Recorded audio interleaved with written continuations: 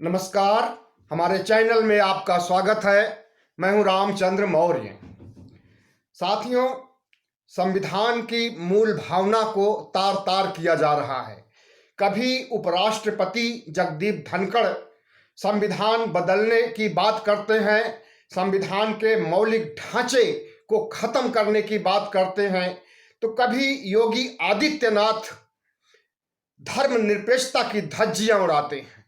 आज योगी आदित्यनाथ ने राजस्थान में जो बयान दिया है, उससे पूरी सियासत में, पूरे देश में हड़कंप मचा हुआ है और लोग चर्चा कर रहे हैं कि क्या भारतीय जनता पार्टी की सरकार, जो केंद्र में भी है, उत्तर प्रदेश में भी है, कई राज्यों में है, यह संविधान को नष्ट कर देगी, संविधान को बदल देगी, संविधान की मौलिक ढांचे को नष्ट कर देगी और हिंदू राष्ट्र वाला भगवा संविधान लाएगी। तो साथियों, हमें देखना है कि किस तरह से देश की रक्षा हो सकती है, लोकतंत्र की रक्षा हो सकती है और संविधान की रक्षा हो सकती है। संविधान की रक्षा अगर हो तो देश की रक्षा, धर्मनिरपेक्षता की रक्षा, लोकतंत्र की रक्षा अपने आप हो जाएगी। दरअसल योगी आदित्यनाथ इस देश को हिंदू राष्ट्र बनाना चाहते हैं और उसी हिंदू राष्ट्र का बदल करके उन्होंने नाम बदलने में माहिर है ही। कई शहरों के नाम बदले, कई संस्थानों के नाम बदले और अब हिंदू राष्ट्र का नाम बदल करके उन्होंने राष्ट्रीय धर्म कर दिया है और सनातन धर्म को राष्ट्रीय धर्म बनाने की पेशकश किया है। तो ये एक बहुत सोची समझी राजनीति है, रणनीति है भारतीय जनता पार्टी की। पहले माहौल बनाओ, लोगों के बीच देखिए कितनी प्रतिक्रिया होती है। अगर ज्यादा प्रतिक्रिया होती है तो उसे भूल जाइए, कम प्रतिक्रिया होती है तो उसे अमली जामा पहनाइए।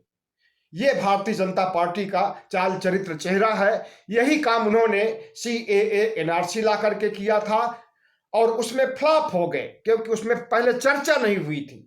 बगैर चर्चा के वो लाया गया और देश में कोहराम मच गया था। तो उसी तरह से लोगों का मन टटोलने के लिए, बुद्धिजीवियों का, पत्रकारों का, देशवासियों का, धर्मनिरपेक्ष लोगों का मन टटोलने के लिए योगी आदित्यनाथ ने ये बात कही है। हालांकि इस पर बहुत प्रतिक्रिया हो रही है, लेकिन भारतीय जनता पार्टी और उनका IT सेल और जितने भी हिंदू संगठन हैं, वो सब योगी आदित्यनाथ के साथ खड़े हैं।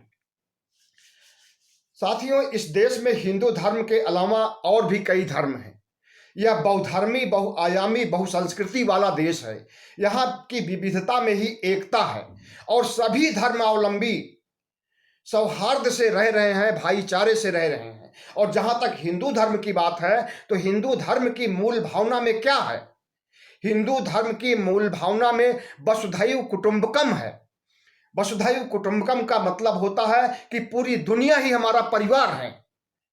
अब उस दुनिया में कितने भी धर्म हों, ईसाई धर्म हो, जैन धर्म हो, सिख हो, पारसी हो, यहूदी हो, तमाम धर्म होते हैं। कम से कम 2 दर्जन धर्म होते हैं पूरी दुनिया में। तो इन धर्मों में सामंजस्य है, इसी को वसुधैव कुटुंबकम कहा गया है। लेकिन इस भावना को न तो योगी आदित्यनाथ समझते हैं, न तो नरेंद्र मोदी समझते हैं, न अमित शाह समझते हैं और न हिंदू राष्ट्र बनाने की इच्छा रखने वाले कट्टर हिंदू समझते हैं। और वही लोग इस भावना को समझते हैं जो धर्मनिरपेक्ष हैं, जिनके लिए सारे धर्म बराबर हैं। धर्मनिरपेक्ष होने का मतलब अधर्मी होना नहीं होता है। धर्मनिरपेक्ष का मतलब कि सभी धर्म साथ साथ फले फूलें, सभी धर्मों का विकास साथ साथ हो, सभी धर्मावलंबियों के साथ कोई भेदभाव न हो। लेकिन एक भारत, एक राष्ट्र, एक धर्म और सब कुछ एक बना, एक चुनाव, सब कुछ एक करने के लिए प्रधानमंत्री नरेंद्र मोदी ने बहुत पहले ही कह दिया था, 2014 में ही कह दिया था। और अब उसे अमली जामा पहनाने के लिए कभी योगी आदित्यनाथ से बयान दिलवाया जाता है, जो कि संविधान की मौलिक भावना पर, धर्मनिरपेक्षता पर डाका डालते हैं, और कभी जगदीप धनखड़ जैसे लोगों को उपराष्ट्रपति जो कि संवैधानिक पदों पर बैठे हैं, योगी आदित्यनाथ भी, जगदीप धनखड़ भी, उनके मुंह से कहलाया जाता है कि संविधान के मौलिक स्ट्रक्चर को, उसके फंडामेंटल स्ट्रक्चर को खत्म करने का अधिकार भी संसद को है। अगर संसद को संविधान के मूल ढांचे पर प्रहार करने या उसे खत्म करने या उसे बदलने का अधिकार है, तो क्यों नहीं उसे अमली जमा पहनाते हो?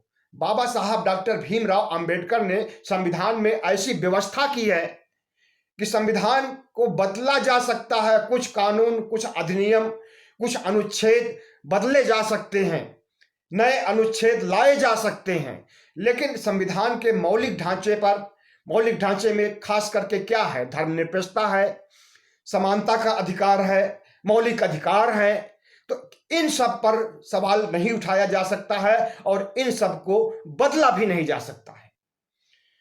लेकिन जिस तरह से भारत को हिंदू राष्ट्र बनाने के लिए इन्हीं योगी आदित्यनाथ के द्वारा गठित हिंदू युवा वाहिनी शपथें खा रही है पूरे देश में घूम घूम करके, और धर्म संसद आयोजित किया जा रहा है हिंदू राष्ट्र बनाने के लिए, कभी हरिद्वार में, कभी दिल्ली में, देश के तमाम जगहों पर धर्म संसद आयोजित होती रहती है।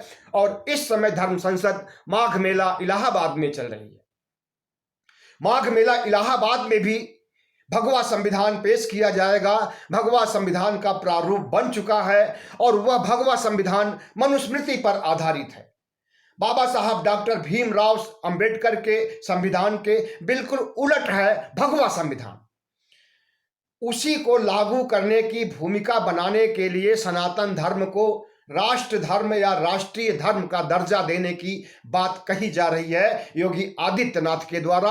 और चूंकि संविधान के रहते हुए, बाबा साहब डॉक्टर भीमराव के द्वारा बनाए हुए संविधान के रहते हुए ऐसा कोई राष्ट्रीय धर्म नहीं बन सकता है और ऐसा कोई हिंदू राष्ट्र नहीं बन सकता है और सिर्फ एक धर्म का बोलबाला नहीं हो सकता है। लेकिन अब 2025 नजदीक आ रहा है। 2025 में आरएसएस के 100 साल पूरे होने वाले हैं, तो आरएसएस का गठन ही इसीलिए किया गया था, भारत को हिंदूमय, भारत को हिंदू राष्ट्र बना, भारत को सनातन राष्ट्र बनाने के लिए। और अब जब वो 10 सालों से राज कर रही है भारत के ऊपर, तो उसने ठान लिया है कि अब अगर हिंदू राष्ट्र नहीं सही तो उसका नाम बदल करके सनातन राष्ट्र कर दिया जाए और सनातन राष्ट्र बनाने के लिए पूरी ताकत लगाई जाए। और अगर संसद चाह लेगी तो संविधान में परिवर्तन करके या संविधान को हटा करके भगवा संविधान को लागू करके सनातन राष्ट्र, हिंदू राष्ट्र के रूप में स्थापित किया जाएगा। तो यही है भारतीय जनता पार्टी का मूल मंतव्य कि संविधान में उनका विश्वास नहीं है, तिरंगा में उनका विश्वास नहीं है, लोकतंत्र में उनका विश्वास नहीं है। लोकतंत्र में विश्वास की बात आई तो यह बात सामने आती है कि मीडिया को उन्होंने पूरी तरह से खरीद लिया है, जो कि लोकतंत्र का चौथा स्तंभ होता है। न्यायपालिका के पास जो अधिकार हैं जजों की नियुक्ति के लिए, कोलिजियम सिस्टम, उसे ये खत्म कर देना चाहते हैं और कोलिजियम सिस्टम में भी अपने जज को, अपने नुमाइंदे जज को पेश करना चाहते हैं। बस इसी की लड़ाई है। अगर इनका जज वहां जाकर के बैठ जाएगा तो इनके हिसाब से फैसला देगा और बाकी धर्म के लोगों को या बाकी लोगों को अन्याय के साथ अन्याय करेगा। और यही चाहते हैं कि बाकियों के साथ अन्याय हो और हमारे साथ ही न्याय हो। न्याय को खरीदना चाहते हैं। तो इस तरह से इन्होंने न्यायपालिका पर हमला किया है और कर रहे हैं। आए दिन किरण रिजिजू का राज्य मंत्री जो हैं, उनका बयान आता रहता है और उस पर प्रतिक्रिया होती है। देश भर के जजों, बुद्धिजीवियों द्वारा उसकी भर्त्सना की जाती है।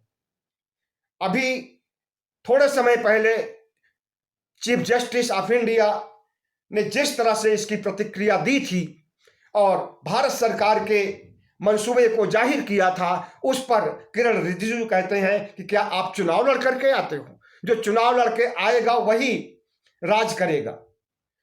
तो न्यायपालिका में चुनाव की व्यवस्था कहां की गई है किरण रिजिजू जी? और न्यायपालिका में को न्यायपालिका के ही पास रहने दीजिए, उसे अपने खांचे में लाने की कोशिश मत कीजिए। अगर अपने खांचे में लाते हो तो वो संविधान विरोधी कदम होगा। आज नहीं कल पार्टी तुम्हारी हारेगी, दूसरी पार्टी सत्ता में आएगी तो वो भी न्यायपालिका पर काबिज होने के लिए आपके द्वारा बनाए गए उसूलों का ही फायदा उठाएगी।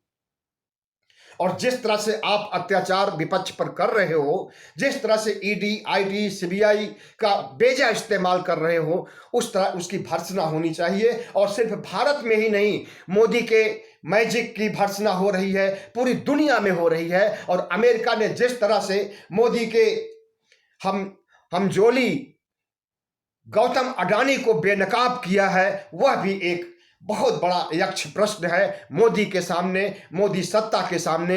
अब अडानी को न तो खाते बनेगा और न उगलते बनेगा। भाई गति सांप छछूंदर केरी, इन्हीं अडानी के माध्यम से जीत करके 2014 में आए, 2019 में जीते। इन्हीं की फंडिंग से भारतीय जनता पार्टी सब कुछ करती रही जो नहीं करना चाहिए, असंवैधानिक काम करती रही, नेताओं को खरीदती रही, सांसद विधायक को खरीदती रही और चुनाव जीतती रही। और यही अडानी अगर इनका साथ छोड़ देंगे या इन्हें अडानी को ही ये त्याग देंगे, और अगर त्यागेंगे नहीं तो अडानी ने जितना कुकर्म किया है शेयर बाजार में, वो सब मोदी जी के भी मत्थे पर मढ़ा जाएगा। इसलिए अब मोदी जी चाहते हैं कि अडानी को साइड में कर दिया जाए और एक बड़ी समस्या से मुक्ति पाई जाए। तो आज भारतीय जनता पार्टी तमाम मोर्चों पर फंसी हुई है। न सिर्फ देश के लोग इसकी भर्त्सना कर रहे हैं, विदेशों में भी कर रहे हैं। विदेशों में जिस तरह से नरेंद्र मोदी सरकार की हद पिट रही है, जिस तरह से भारतीय जनता पार्टी के नेताओं का चाल चरित्र चेहरा सामने आया है, वो आपने सऊदी अरब में भी देखा था, जब नूपुर शर्मा ने पैगंबर मोहम्मद को गालियां दिया था और उन्हें बकवास कहा था। तो उस समय भी अंतरराष्ट्रीय स्तर पर भारतीय जनता पार्टी की भद पिटी थी।